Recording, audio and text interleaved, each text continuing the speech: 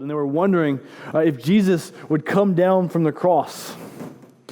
If Elijah, an Old Testament prophet, would come and rescue Jesus from his agony, rescue Jesus from his humiliation and suffering. And we see in the next verse, no, Elijah would not rescue him. Jesus did not need to be rescued.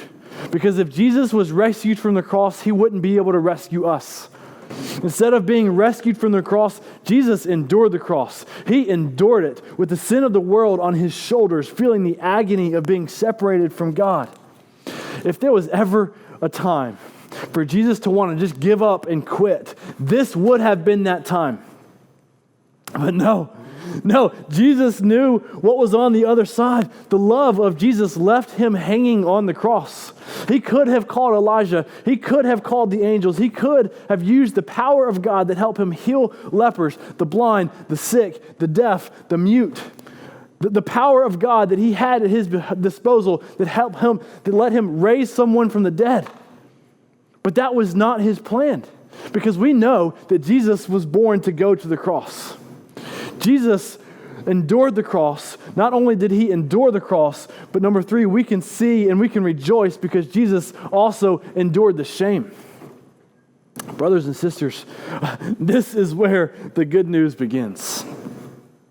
Because we've seen the humiliation, we've seen the agony, we've seen the shame and the mockery, and today we can rejoice because Jesus laid and he stayed on the cross. The good news of the gospel is that Jesus went to the cross, he stayed on the cross, was nailed to it, and died.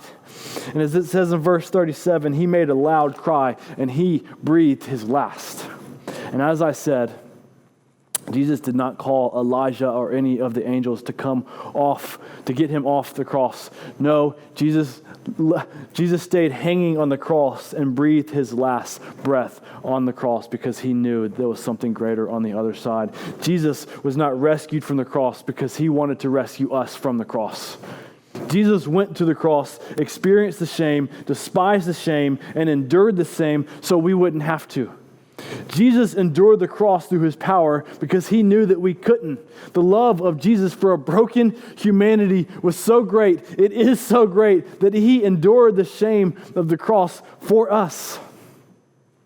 If you are listening in, if you are watching in, and under the sound of my voice, you feel the weight of your sin, you feel the shame of your sin, you know that Jesus despises sin and you're burdened by it and you feel shamed by it. Brothers and sisters, if that is you, I pray that you would hear this today, that if you are in Christ, you need to remember the shame has been taken off of you.